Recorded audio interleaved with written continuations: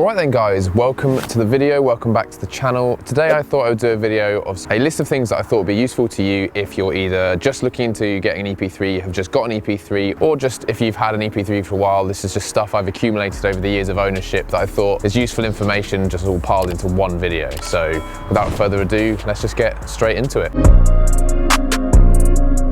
Okay, and the first point on my list is actually going to be rust. So these are pretty common for rusting. I've seen some horror stories online. Luckily, my car wasn't too bad, but if you're thinking of getting one of these and you're looking at cars for sale or whatever, or if you've just got one, definitely have a look at the rust, because you'll find rust either just behind this wheel arch liner here, you'll find it on the sills under here as well, sort of around the jacking point, and also check behind the rear speakers. Those are the main ones. I would fully recommend checking that if you're going to buy one. Check those before you do. Those are the main areas, but there are also other areas as well. I do have two separate videos on my channel, one to do with the wheel arch rust and one to do with the rust behind the speakers, so check those out if you need more information on that. The other areas that are less obvious but are still somewhere to check are the front and rear crash bars. Then you've also got the spare wheel well, check that as well, and also just generally have a look under the car and check for rust along the entire sill basically. There are various companies that can sort the rust out for you if it's not horrendous, but there are a lot of people that have realised that their cars are completely trashed due to the rust issues. So definitely make sure you have a look for rust on your car, because it is usually the major thing that kills these cars.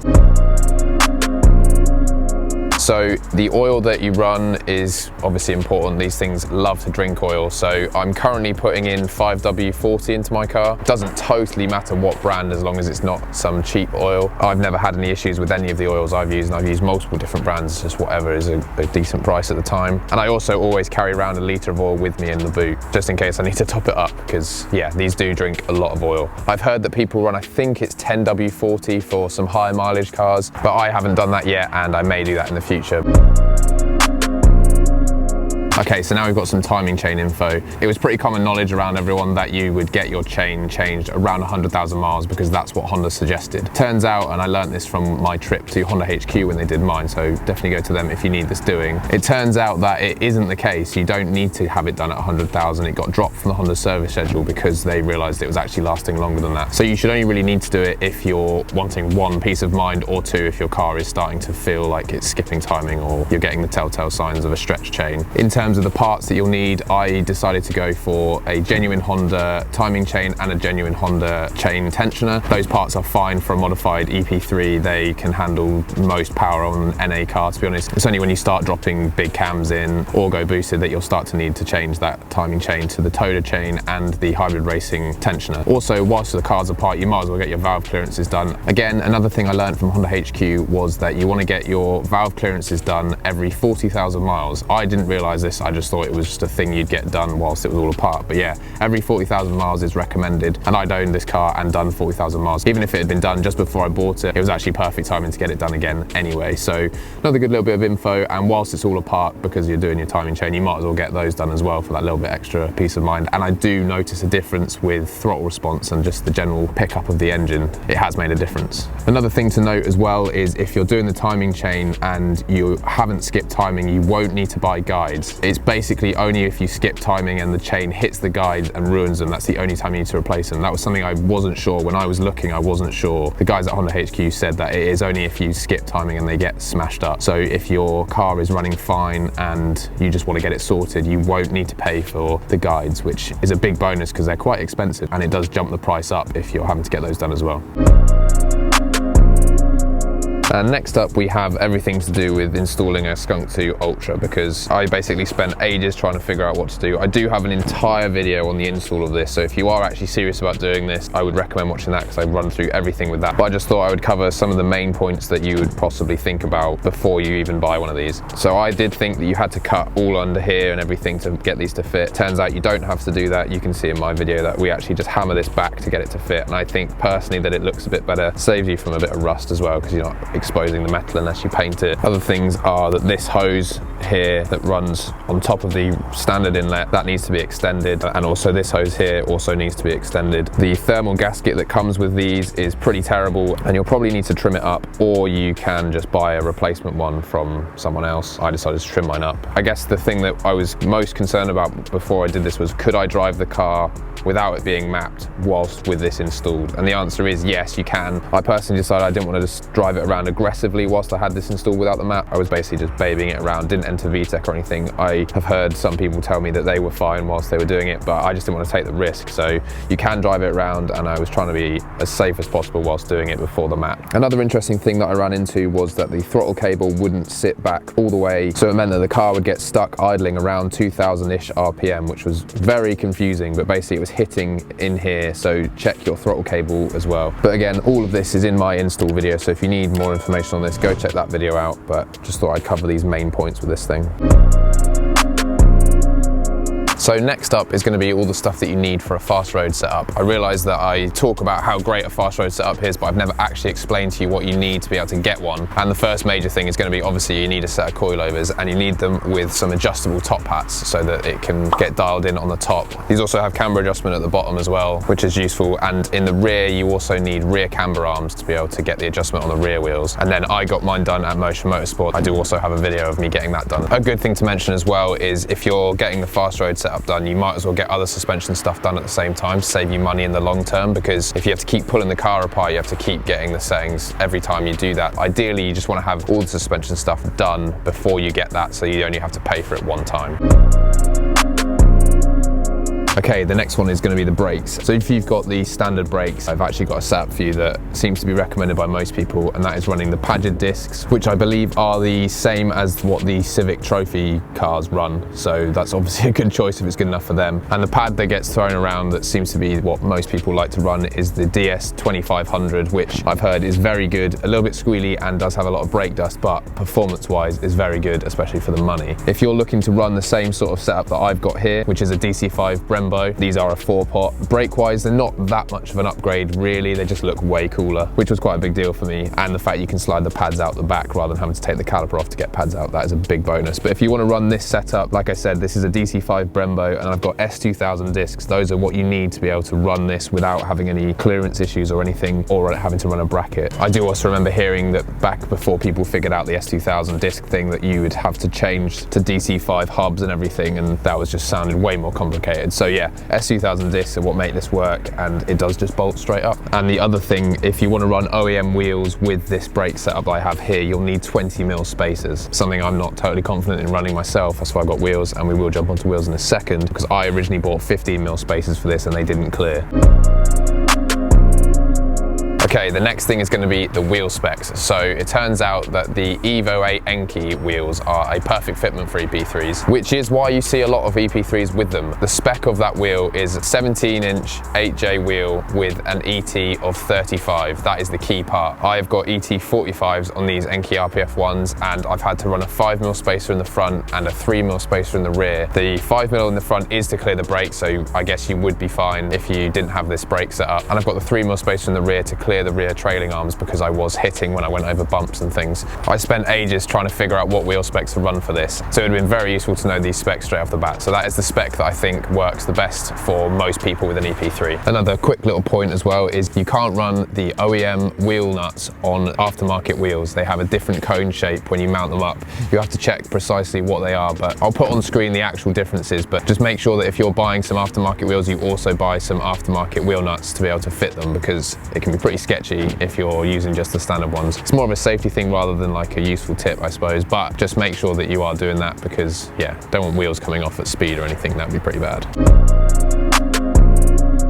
Another thing that gets hotly contested whenever you're talking about it is tyres. So I'm currently running a 215 width tyre on an 8J wheel. You can run 215s on the standard wheel as well, and actually that is what Motion Motorsport recommended for me when I had the standard wheel. So I haven't actually gone wide. I probably could run a 225 on these wheels, to be honest, and still be all right, but I am slightly worried about rubbing in the rear. So I'm not totally worried about changing, to be honest. Well, the actual spec is a 215 45 R17. and I'm currently running Unisport Rainsport 3s. That was a tyre highly recommended by people. General consensus wise is they're a good tyre. I don't think you can get Rainsport 3s anymore. You just have to check for what the most up-to-date one is. The other tyre that I see a lot of people recommending is the Michelin PS4s, which I'm probably going to get for my next set of tyres so I can actually test them for myself and see how they are. Those two tyres are what I've seen to be the most common tyres that people choose. Now in the comments you're all going to say that this tyre is great, this tyre is great. I'm sure there are other options, but generally from what I've seen over the years, those two tyres are what people recommend the most out of everything.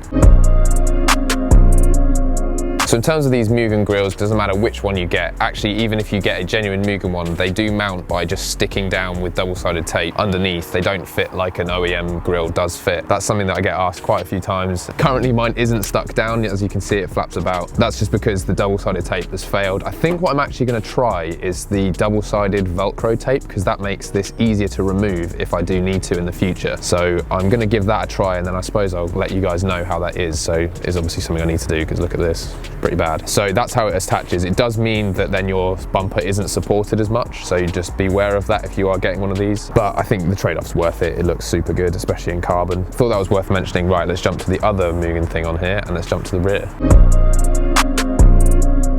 Okay, so this is a quick one actually, and just something that I just thought was useful for you guys. If you're looking to get a Mugen wing, there is actually a difference between the EP2 versions and the EP3 one. So if you're looking to get a second-hand one, or you're looking new and you think, oh, they must be the same because they're the same car, you do have to modify them based on which car you've got if you end up getting the wrong one, if you see what I mean. So if you're getting one for an EP3, get an EP3 one because they are slightly different. I'm not totally sure on what the differences are, but I think it's something to do with the mounting on the top, slightly different shape. But just a word of warning in case you're thinking of getting one and you'd seen one for the other model, just be careful. Another quick one is actually cleaning your seats. So a lot of people ask, like, how do you keep these things clean? I've done a video about this before, but just a quick one. If you're wanting to clean your seats, the best thing to use is Woolite. It's like a wool cleaning product for clothes. Grab a bottle of that and use a little bit of that whilst spraying these down with some water. That is the best stuff that I found for this, and worked a treat on these the 2 times that I've done it. I guess it is a little bit of a hack, so definitely worth investing in a bottle of that stuff to clean your interior. I do understand that this is a terrible angle, but it's the only way I can really explain it. I just thought I would mention the differences between an LSD gearbox and a regular gearbox, and if you can tell. And what I'll do is I'll cut to a quick clip of when I was at Garage EP3 getting this box changed over, just so I can physically show you the differences. So let's go back to that. Right, so this is my old gearbox, and if you look through here, can you see that pin that goes through there?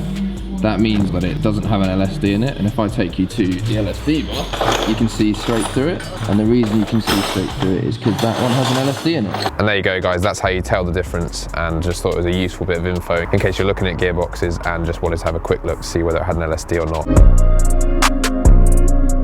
Okay, the next point is going to be the different ECUs that you can get for this car and what the differences really are, to be honest. So there are sort of 4 ECUs that you can get that will make your ECU mappable that aren't a standalone. Those are a Hyundai to K Pro ECU, a Hyundai to K100 ECU, which they have now discontinued, so you can't actually buy that new anymore. You'll only be able to get that second hand. Haltech have got an ECU that will work as well, and there's also the Honda ECU, which is what I personally have in this car. The Honda ECU is a lot cheaper and is loosely based around the K Pro V2, and all of those ECUs have basically the same capabilities in terms of mapping your car. I guess the only major benefit over all of them is the K Pro V4 has Bluetooth enabled, so you can connect devices to it and run gauges if you want to connect your phone, or if you've got a head unit you can do that. I just thought personally the cost difference between that and the Honda Vert wasn't worth it just for that one feature, as I have all the other things I would have had without it, and it was more than half the price. So make your own decisions. Fundamentally they are basically the same thing and it's your choice really, but for me personally I just wanted to save the money on the ECU, so that's why I went with the Honda Vert.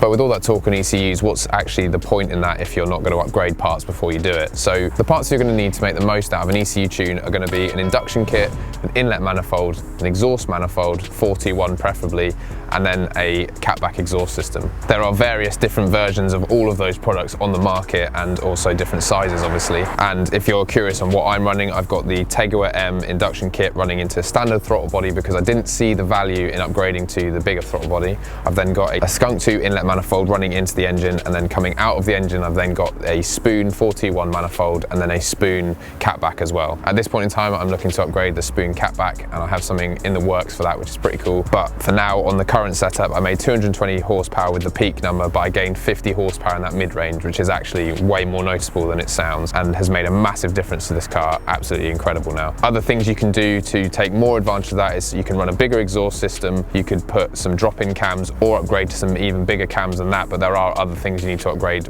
along with those at the same time, as well as running some bigger injectors. But in terms of how the car sits at the moment, I'm pretty happy, and I suppose with a different exhaust system alone, I'll probably be able to gain some more power. But either way, I'm happy at the moment, and the next stage is coming. But I just thought I would mention those are usually the parts that you'd need to make the most out of an ECU remap. And a final point, just a quick one, and it is that if you're thinking of running a JDM designed 421 manifold, you will need a JDM anti-roll bar on the front to be able to clear that exhaust system. Basically, the JDM EP3s came with a different one, which meant that they were obviously, all the Japanese companies designed them with that one in mind. So you will run into a fitment problem if you have a UK car and you're not running a JDM one. It was also the same if you run the Progress front anti-roll bar, which is the problem I ran into. So just make sure that you've got that JDM anti-roll bar before you install a 41 manifold, just so you don't get stuck. And there we go, guys. Hopefully this list of information has been able to help you out in any way, shape or form. Also, please do leave anything else, any sort of advice down below for anyone else that's reading through the comments on this video, because these are just some of the stuff I've covered. If there's anything else that you want to add to this, then please do comment them down below. I want to make this video somewhere useful for people to come and be able to find out just basic information about this car if they don't know anything. Obviously there's things I've missed off, and this is just what I could come up with for this video. So yeah, please do comment down below if you have anything else you want to add to this, and hopefully this has been useful to any of you out there, and hopefully you've learned something today. Pretty much all of the stuff on this list is stuff I didn't know before getting into the EP3, so I just thought if I needed to know it, then you probably need to know it too, and if you knew all this stuff already, then hats off to you. But that's going to do it for this one, guys. Hopefully you've enjoyed this one, hopefully you've been able to learn something. Please do consider subscribing to the channel, as I have plenty of videos on this car, and also most of the stuff I've spoken about I have a separate video about on this channel, so do go back and check out some of my other videos. Subscribe, like this one, and I'll catch you guys in the next one.